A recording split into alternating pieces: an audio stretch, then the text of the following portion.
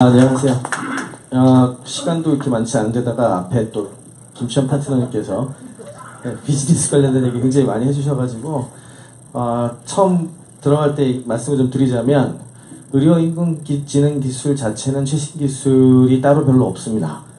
그 이유는 인공지능 기술 그 자체가 최신 기술이 일단 가고 그 다음에 이걸 접목하는 걸로 가는 거라서 사실 그 자체만의 최신 기술이라기보다는 저는 조금 초점을 지금 현재 인공지능 기술의 발전 단계에 맞춰가지고 근미래 한 몇 년 사이에 나타날 되게 중요한 포인트들이 있는데 그런 기술 변화가 이 지금 인공지능이 의료에 접목되는데 어떤 영향을 미칠까 이쪽으로 좀 초점을 많이 맞춰가지고 말씀드릴 거예요.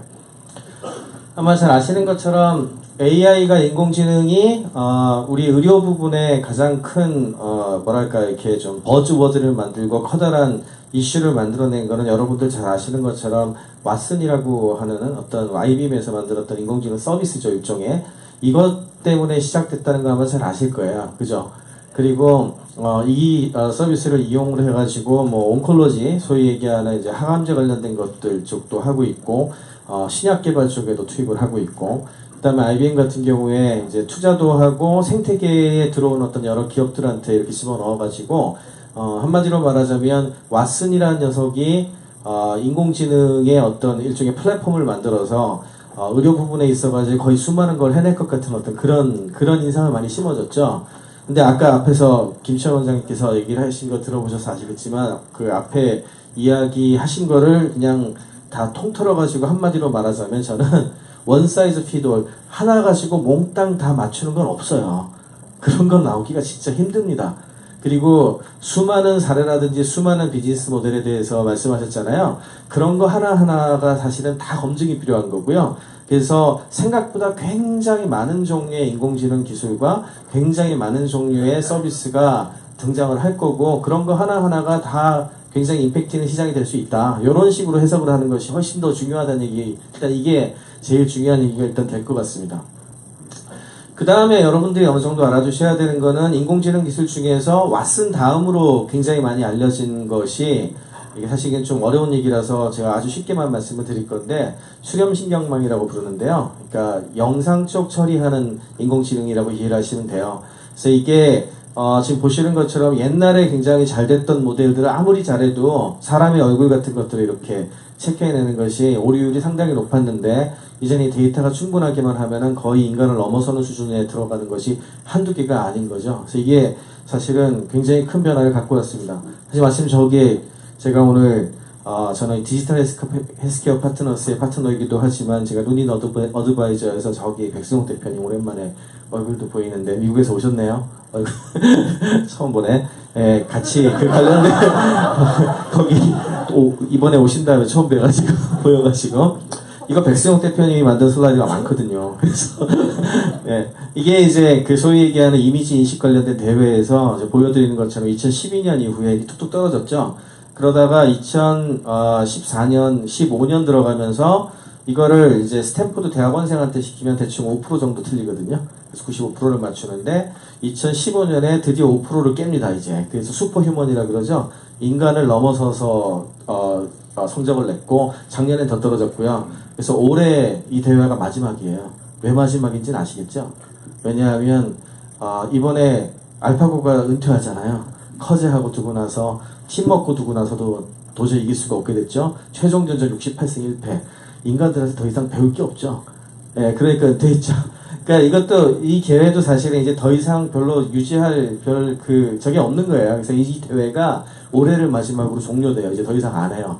그 말은 무슨 얘기냐 하면 이 이미지 영상 쪽 분야의 인공지능 기술은 이미 슈퍼휴먼으로 들어간 것이 한두 개가 아니다 라고 생각을 하시면 되고, 그래서 이 분야 같은 경우에는 최근 들어가지고 이번에 아이클리어 같은 인공지능 학회 같은 데 가보면은 느낄 수 있는 그 분위기가 전에는 이 이미지 영상 인식이라든지 이 분야에 있어가지고 이런 기술들이 좋습니다 해가지고 뭐 이렇게 소개도 하고 이런 것들이 많았었는데, 올해는 그런 것보다는 상용화에 들어가기 위한 여러 가지 기술들이 많았어요. 특히 하드웨어 업체들이 굉장히 많이 약진을 해서, 예를 들자면 칩들이죠. 칩들이 실시간으로 처리할 수 있는 그런 칩이라든지 또는 저렴하게 그런 걸 만드는 거라든지 이런 종류들 위주로 발표가 굉장히 많이 됐고요. 그 다음에 이번에 알파고가 사실은 굉장히 많은 걸 보여준 케이스인데 사실 김 빠지셔가지고 많이 안 보셨죠? 예, 작년에 이세돌한테 뭐 이기고 나서 뭐 또 커즈한테 이기건 말건 그건 뭔 상관이야 해서 별로 관심 안 가지신 분들이 많을 텐데 근데 사실은 상당히 중요한 진보를 이뤄냈어요. 그게 어떤 건지 아세요 혹시? 제일 큰 진보는 바둑을 더 잘 두게 됐다 이거라기보다는 작년에 이세돌 구단하고 뒀던 알파고는 굉장히 하드웨어가 헤비해요. 그러니까 만약에 그걸 여러분들이 구성을 하려면 몇억 원 정도는 좋게 집어넣고 만들어야 되는 그런 녀석이에요. 그거를 가지고서 예를 들어 여러분들이 바둑 뭐 이세돌 구단만큼 잘 두는 애가 있는데 그 기계를 사시겠습니까? 살 수가 없죠. 근데 이번에 알파고 같은 경우에는 TPU라 구글에서 만든 커스텀 CPU가 있는데 그게 인공지능 칩이라고 생각하시면 돼요. 이거 한 개 갖고 있어요. 그래서 굉장히 가볍고 그래서 만약에 제품화를 한다면 몇백 달러 선에서 만들 수 있다 이런 얘기를 했었거든요. 그러니까 이게 상용화입니다. 이 정도로 원가를 낮추고 갈 수 있도록 하느냐. 그렇게 되다 보니까 또 한 가지는 인공지능 커뮤니티가 제가 이 슬라이드 좋아하는 슬라이드인데 왜냐하면 인공지능 커뮤니티가 오픈소스 커뮤니티를 바탕으로 해서 이 기술들을 많이 널리 퍼뜨려요. 그래서 저도 이거 쫓아가느라 바빠요. 정말 이 기술 관련된 것들 트래킹하고 알리고 하는 일들을 굉장히 많이 하는데 그리 하다 보니까 자연스럽게 이 기술들을 접목해서 수많은 응용 프로그램들이라든지 응용 서비스를 만들 수 있게 되죠. 그래서 여러분들이 또 착각하면 안 되시는 것 중에 하나가 마치 특히 이런 질문하시면 꼭 이런 질문 답변하시는 분들이 계시는데 무슨 구글이나 페이스북 같은 데가 전부 다 먹어치워가지고 뭐 어쩌고 이런 얘기 하시는 분들 계시거든요. 근데 그런 얘기는 어떤 거랑 똑같은 거냐 하면은 윈도우가 그 OS로서 그 운영체제로서 전 세계를 장악을 했으니 응용 프로그램 회사는 하나도 만들면 안 되겠네요. 이런 거랑 비슷해요. 그러니까 지금 현재 예를 들어서 영상 처리 부분 같은 경우에 어도비 같은 경우에 지금 최근에 어떤 기술들을 많이 접목을 하냐면 스타일 트랜스퍼라 그래가지고 이렇게 야경 사진 같은 거 도시 사진을 넣고 그 다음에 그냥 낮에 있는 서울의 딴 데 사진을 넣으면 그걸 야경으로 바꿔주는 이런 인공지능이라든지 혹은 여러분들 텍스처라 그래가지고 이 질감 있는 거 있잖아요. 저런 거 사진을 넣고 핸드백 사진 넣은 다음에 거기에 딱 놓으면은 그게 마치 진짜 그 재질이 바뀐 것처럼 싹 바꾼다든지 이거는 뭐예요? 포토샵에 들어가면 다음 버전에 들어가면 딱 좋은 기능이죠. 예, 그래서 그런 종류의 그 것들을 딱 만들어내고 이렇게 되는 거예요. 그래서 이렇게 보시는 것처럼 생각보다 굉장히 많은 버티컬에서 다양한 기술들이 등장을 합니다. 그렇지만 이제 올해하고 내년 사이에 굉장히 좀 눈여겨봐야 될 부분들은 뭐냐 하면 여러분들도 아시겠지만 이 인공지능 기술도 생태계를 잡아야 되거든요. 크게 봤을 때 생태계는 두 군데에서 나와요. 하나는 소비자 생태계가 있고 나머지 하나는 공급자 생태계가 있는데 공급자 생태계가 일단은 더 중요합니다. 왜냐하면 공급자 생태계를 잡아야 여기에서 사람들로 하여금 뭔가 뭐라도 만들어가지고 제공할 수 있게 되잖아요. 그래서 이거를 잡기 위한 싸움이 지금 한참 벌어지고 있는 중이고 사실은 이게 굉장히 급박하게 변하는 게 작년까지만 하더라도요. 지금 여기 보여드린 이 수많은 게 딥러닝 인공지능 관련된 그 거의 대부분 오픈소스인데 이 프레임워크 이름들이에요. 되게 많죠. 처음 보는 것도 되게 많죠. 예, 그런데 사실은 작년까지만 하더라도 점유율을 따지자고 그러면은 다 뭐 10%, 20%, 30% 뭐 한 이 정도로 도토리 키재기 하듯이 쫙 이렇게 깔려 있었거든요. 근데 작년에 알파고 등장 이후에 사실은 알파고가 제가 봤을 땐 구글이 아주 잘 계획한 시나리오에 따라서 했다고 생각을 하는데 왜냐하면 딥마인드에서 알파고가 이세돌한테 이긴 다음에 불과 2주 뒤에 텐서플로우를 발표하죠. 저게 이제 구글의 딥러닝 프레임워크예요. 그러니까 여러분들이 개발하는 사람인데 인공지능을 해보고 싶다 그러면 어디로 들어가겠습니까? 아 설마 구글이 망하겠어? 이러면서 저기로 쟤네가 제일 잘할 것 같은데 이렇게 되죠. 그래서 실제로 작년에 텐서플로우를 중심으로 하는 생태계가 이 인공지능 개발 생태계의 한 3분의 2 정도를 지금 점유율을 차지해버렸어요. 그래서 이게 가장 큰 변화입니다. 사실은 작년에는 조금 흩어져 있었는데 올해는 거의 3분의 2 가까이 이쪽으로 넘어오게 됐다. 그리고 2등까지 일단은 살아남는다고 보거든요. 3등부터는 되게 어려워져요.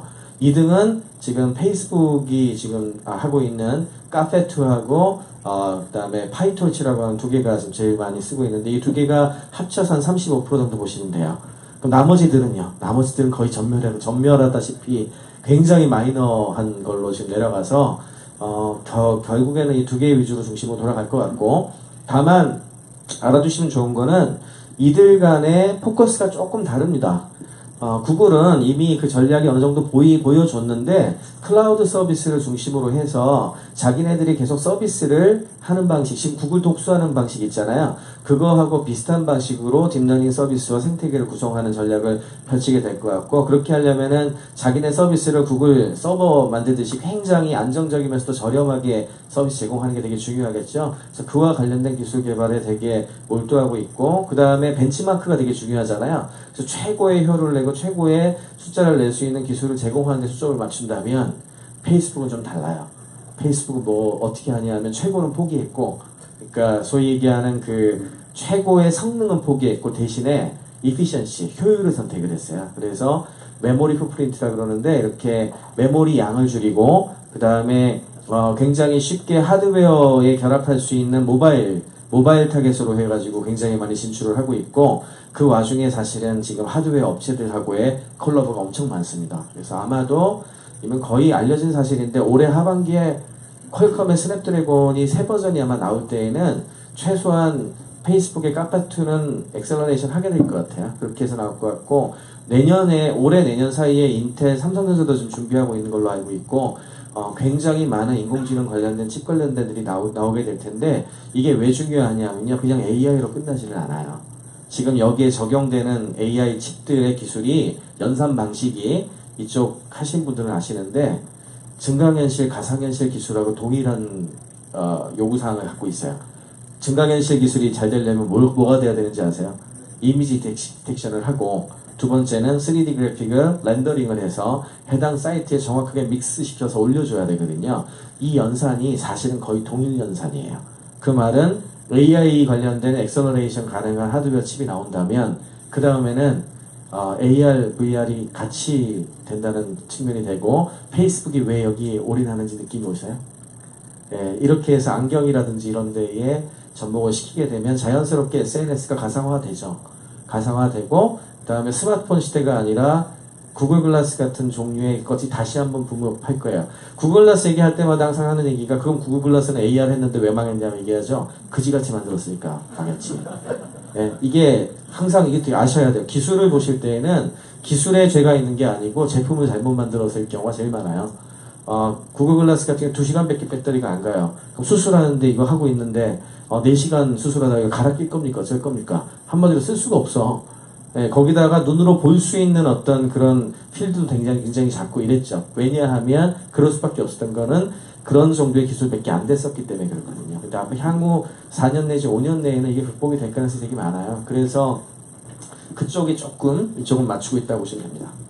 또 한 가지는 뭐 이미 지금 이 얘기를 하면서 여러 가지 얘기를 좀 드렸는데, 올해하고 내년 사이에 그래서 하드웨어 칩 대전이 벌어질 가능성이 굉장히 많고요. 이미 벌어졌어요. 이미 대판 싸우고 있는데, 지금까지는 사실은 거의 독점 시장에 가까웠어요. 하드웨어, 인공지능 하드웨어 시장이. 그게 엔비디아라고 하는 회사가 거의 독주를 했는데, 올해 엔비디아 주가가 2번 크게 빠졌거든요. 그게 이제 구글이 2번 발표할 때, 구글의 하드웨어 발표할 때마다 2번이 빠졌어요.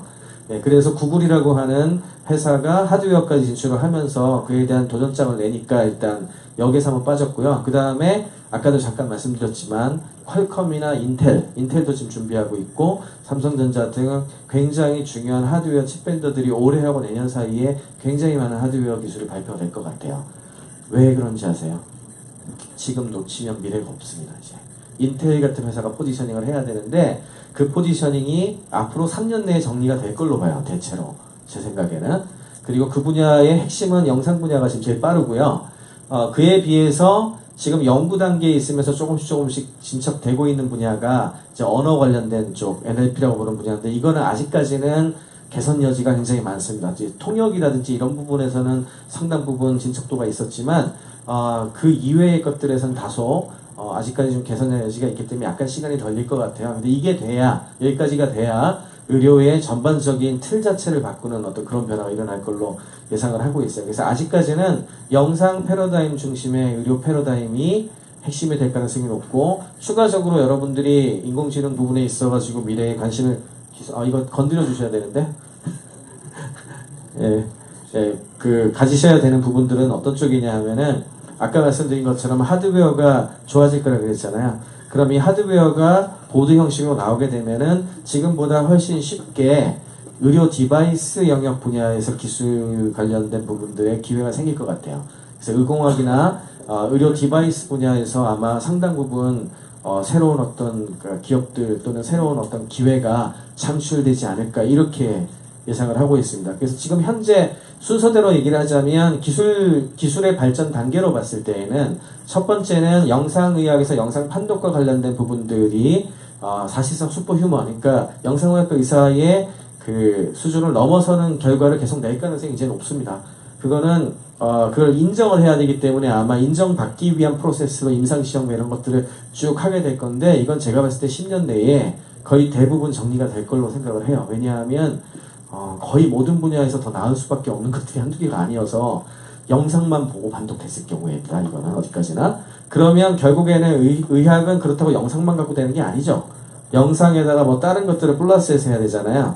이 분야 같은 경우에는 여전히 굉장히 많은 챌린지가 있을 건데, 이거는 아직까지 인공지능 기술의 발전 단계를 봤을 때 조금 시간이 걸릴 것 같습니다. 데이터 드리븐으로 완전히 바뀌는 시간이 좀 걸릴 것 같고, 그 다음에 세 번째로 지금 앞으로 한 단기 5년, 10년 내에 커질 분야는 하드웨어, 인공지능 하드웨어 칩 같은 것들을 이용해가지고 메디컬 디바이스 같은 것들의 재발견, 기존에 했었던 것들의 성능을 올리는 쪽으로 갈 수도 있고요. 아니면 새로운 이미징 모달리티 같은 것들이 개발될 수도 있을 것 같은데, 그 분야가 또 하나의 핫 이슈가 될 가능성이 높고, 맨 마지막에 이제 의료 패러다임 쪽으로 넘어갈 것 같아요. 벌써 시간이. 예. 그래서 메디컬 어플리케이션 어떻게 할 거와 관련된 부분에 있어서는 아까 우리 김치환 원장님께서 굉장히 말씀을 잘 해주셔가지고, 저는 그러면 유니스에서 했던 거 일부 하고, 그 다음에 우리가 알아야 되는 내용 일부 하고, 그 다음에 지금 현재 뭐 발표되고 있는 논문들이나 그런 것들 중에 의료 쪽에 했던 거 몇 개만 소개 좀 시켜드릴게요. 아까 영상의학 분야는 쭉 말씀을 드렸으니까, 그거 빼고 이제 또 다른 분야가 어떤 게 있냐면, 이런 병리학 분야가 있어요. 병리학 분야 같은 경우에도 의사들이 일이 너무 많고 눈 터지게 봐야 된다 그러거든요, 우리가. 그 정도로 굉장히 좀 이게 머리가 아파요. 그리고 이게 봐야 될 슬라이드 숫자는 너무 많고요. 근데 이것도 깜빡 졸거나 이러면 놓칠 수 있는 게 되게 많은 게, 저 세포 안에 세포 분열이 어떻게 일어나고 있는 거, 이런 거 보고 있어야 되거든요. 그걸 몇 개 있는지 카운트하고 이래야 돼요. 그러니까 굉장히 힘들겠죠. 그래서 이런 것들을 도와줄 수 있는 솔루션 같은 것들이 니드가 상당히 있습니다. 그래서 영상의학과 함께 병리학 분야에서 이런 어떤 좋은 기술들을 접목을 해가지고 성과를 내는 그런 것들이 많아지고 있다는 거 일단 먼저 말씀을 드리고 싶고, 이미지하고 병리학 같은 게 있겠죠. 그 다음에 또 한 가지는, 이제는 전 세계적인 벤치마킹을 통해 가지고 어떤 이런 이미지 영상이라든지 이런 것들의 변화가 정말로 잘 되고 있음을 보여준 어떤 뭔가가 필요하죠. 그래서 스탠포드가 이런 거 참 잘하는 것 같아요. 이미지넷 챌린지를 올해를 기점으로 마지막으로 끝낸다 그랬잖아요. 그리고 나서 딱 새로운 어나운서를 한 게 메디컬 이미지넷이라는 걸 만들었대요. 그러니까 이거는 뭐냐 하면 지금 현재 이루어지고 있는 영상의학 분야에서 데이터 가지고 오고 EMR하고 링크하고 이런 것들에 대한 거대한 데이터베이스를 만들어서 거기에서 세계적인 어떤 기술들을 이제 발굴을 하는, 챌린지를 통해 가지고 발굴을 하는 그런 프로세스를 거쳐 가지고 이렇게 의료 영상 분야의 이미지 같은 경우에는 굉장히 커다란 변화를 가져올 수 있는 이런 것들을 하겠다는 걸 발표한 거. 이런 것들이 아마 제 생각엔 이것만 있지 않을 것 같고요. 이 뒤에 이와 유사한 종류가 많이 나와서 이제는 정말로 실전에서 이런 것을 테스트해 볼 수 있는 환경들이 많이 갖춰질 것 같아요. 그러면 거기를 중심으로 또 큰 변화가 있을 것 같습니다.